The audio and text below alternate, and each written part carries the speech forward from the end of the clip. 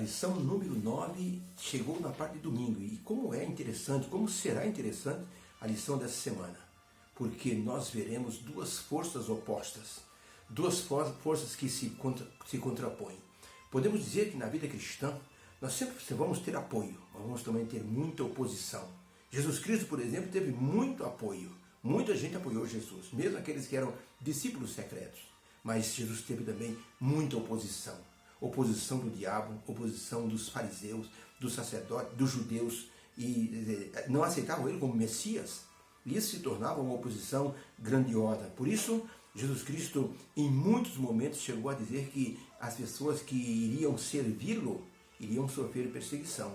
No Monte das Bem-aventuranças, ele chegou a dizer: bem-aventurado serão vocês quando vos perseguirem e disserem todo o mal contra vocês por causa do meu nome. Por isso, vocês serão perseguidos.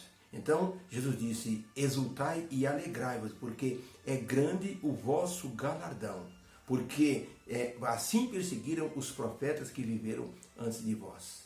Jesus chegou a dizer: vocês passarão por aflições. No mundo vocês passarão por aflições. Vão perseguir vocês, vão mentir contra vocês por causa do meu nome. Exultai, se alegrem, porque vocês estão fazendo a coisa certa. Por isso, as duas forças opostas no tempo do fim, assim, vai produzir um choque de opiniões e vai produzir perseguição contra aqueles que serão chamados por Deus de os remanescentes. No tempo do fim, nós teremos esses dois sistemas opostos. De um lado, o grupo que vai adorar a Deus e servi-lo. E do outro lado, o grupo que vai se opor a essa adoração e vai fazer de tudo para que você desista de adorar a Deus, desista de sua fé e dessa forma passe a servir e adorar o diabo. Muitas pessoas não saberão suportar a pressão e vão simplesmente desistir. Ao desistir, estarão se colocando do lado do inimigo. Por isso, a pergunta número 1 tem a seguinte descrição: de que forma a igreja remanescente é descrita com aquilo que o diabo vai fazer contra ela? De que forma o remanescente vai reagir? Então diz assim, Apocalipse 12, verso 17: e o dragão irou-se contra a mulher e foi fazer guerra ao remanescente da sua semente, os que guardam os mandamentos de Deus e têm o testemunho de Jesus Cristo. Perceba que Apocalipse 12, 14 diz tem o testemunho de Jesus, guarda os mandamentos, tem a fé de Jesus. E agora Apocalipse 12, 17 diz assim: guarda os mandamentos e tem o testemunho de Jesus.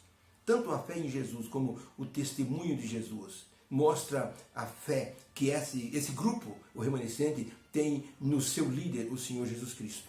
E por isso serão perseguidos. Então Apocalipse 12, 17 diz: irou-se o dragão e foi fazer guerra ao remanescente, aos descendentes da mulher, aqueles que são a sua semente, aqueles que guardam os mandamentos de Deus e mantêm o testemunho de Jesus. Em outro canto, o testemunho de Jesus é o espírito de profecia. Ainda em Apocalipse 17, 14, essas forças do mal, combaterão contra o Cordeiro, e o Cordeiro os vencerá, porque é o Rei dos Reis e o Senhor dos Senhores. E ele acrescenta: vencerão também os que estão com o Cordeiro, os eleitos, os fiéis. Então, para a pergunta, de que forma a igreja remanescente é descrita na forma como o diabo reage com a sua adoração a Deus? A resposta é: a igreja é descrita como um servo fiel, uma serva fiel, eleita, que guarda os mandamentos de Deus e tem o testemunho de Jesus. O diabo os persegue, guerreia e tenta destruir esses servidores do Senhor Jesus Cristo. Então a igreja que vai servir a Deus, que serve a Deus, que vai ser o grupo que adora a Deus, será muito perseguida. Por isso é importante que nós tenhamos assim toda a convicção possível para não desistirmos diante das pressões. Houve uma moça chamada Perpétua no tempo do imperador Décio, no ano 250. Aceitou Jesus como o salvador da sua vida, ela e o irmão dela, pois foram delatá-la, e também o irmão. Ela foi levada presa. O procônsul, o tipo de prefeito, chamou e disse: Perpétua, rejeita esse Jesus e presta adoração ao imperador. Ela disse: de forma alguma, não posso fazer isso? Jesus é o meu Salvador. Ele disse então, tem dó do teu pai com seus cabelos brancos, ele é um homem benquisto na cidade, respeitado, você vai expor o seu pai, é a vergonha pública.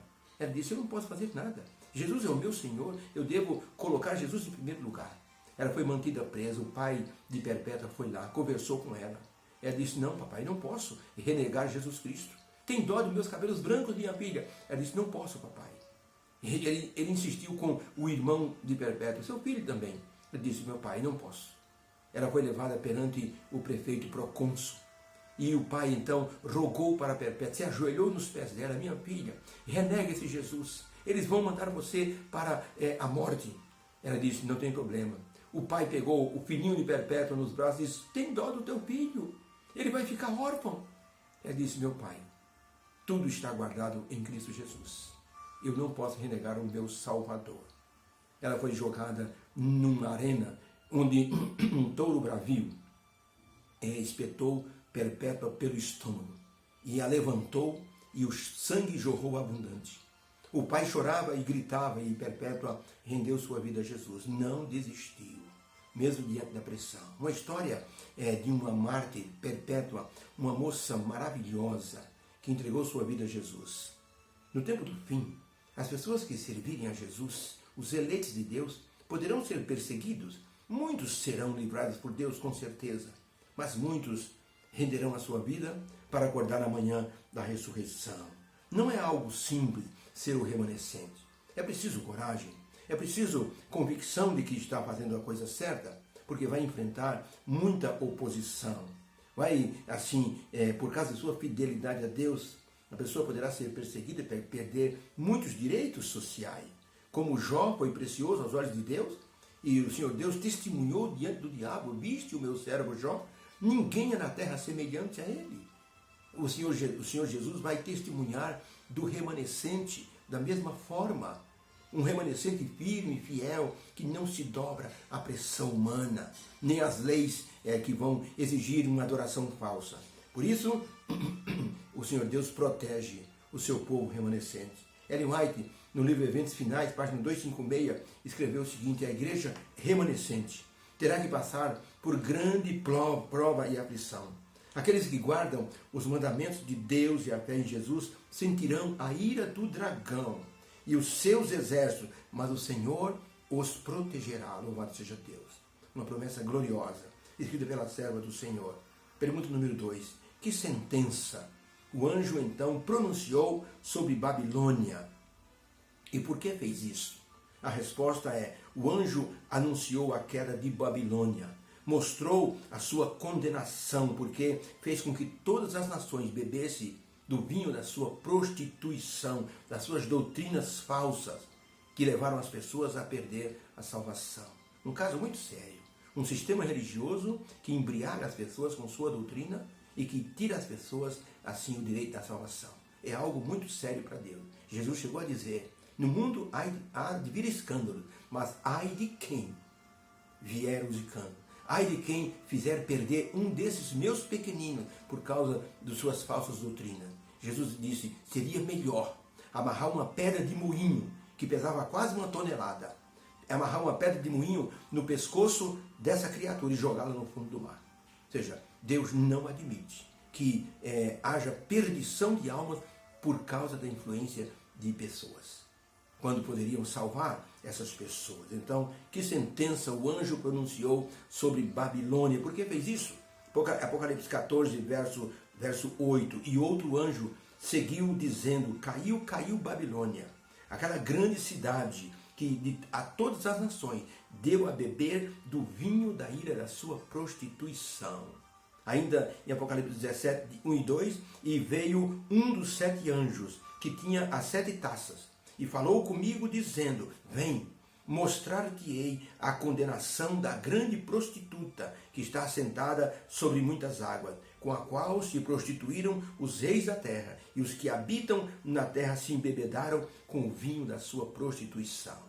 O anjo disse para João, eu vou te mostrar a condenação da prostituta, da mulher vulgar, dessa igreja que não tem piedade das pessoas e está levando pessoas para o inferno, para a perdição. Como João escreveu sobre a queda de Babilônia, quando João escreveu sobre a queda de Babilônia, não estava falando da cidade que Nabucodonosor governou, já havia sido destruída há muitos anos. Mas João estava falando de um sistema religioso pervertido, que usa o nome de Deus para expor suas doutrinas, que mostra facilidade para os seres humanos que podem estar fragilizados. Dessa forma, desencaminham as pessoas do caminho da verdade, da perdição. João, ao escrever sobre Babilônia espiritual, comparou esta Babilônia a um sistema religioso, poderoso, que envolve todas as pessoas da terra, com sua falácia, com sua forma gentil, aparentemente gentil, mas cruel como um dragão. Por isso João mostrou que a condenação é certa para esse sistema religioso.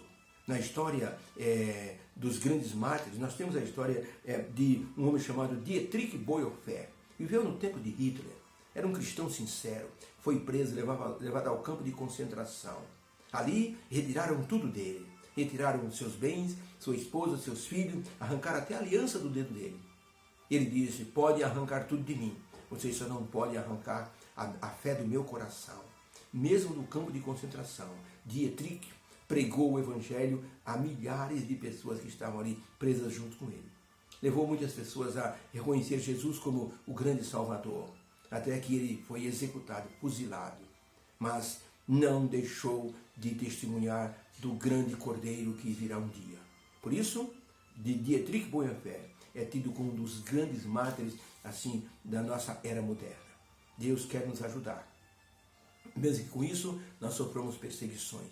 2 sistemas estarão opostos no tempo do fim. Um, o Cordeiro com os seus eleitos. O outro, o diabo com as suas forças satânicas. Mas Deus promete estar do lado daqueles que serão os vencedores ao lado do Cordeiro. Possamos estar nesse grupo, que é o grupo que vai subir aos céus com o Senhor Jesus Cristo. Deus nos abençoe. Possamos ter essa esperança e essa firmeza de testemunharmos e sermos firmes em nossas convicções de estarmos sempre ao lado do Cordeiro. Obrigado, Senhor Deus, porque o Senhor coloca essa motivação em nosso coração. Vamos nos manter firmes pelo amor ao Senhor Jesus. Ajuda-nos a termos convicção do que cremos. Em nome de Jesus, amém. Deus abençoe você. Tenha um domingo excelente, que haja uma bênção no teu coração e no coração dos seus familiares. Possamos nos preparar e ajudar outros que não conhecem isso. Temos que falar com carinho, porque são nossos irmãos em Cristo, merecem salvação. Então temos que ajudar essas pessoas. Beijo no coração. Um bom domingo. Obrigado.